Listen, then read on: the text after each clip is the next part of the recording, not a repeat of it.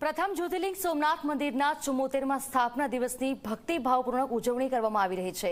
પ્રથમ સ્થાપના દિવસની સ્મૃતિમાં ધ્વજા પૂજા, મહાપૂજા, સરદાર વંદના સહિતના ધાર્મિક કાર્યક્રમોનું ખાસ આયોજન કરવામાં આવ્યું છે।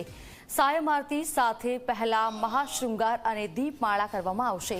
આ પ્રસંગે ટ્રસ્ટના in charge general manager Ajaykumar Dubey તથા ટ્રસ્ટ પરિવાર અને સ્થાનિક તીર્થ પુરોહિતો પણ જોડાયા।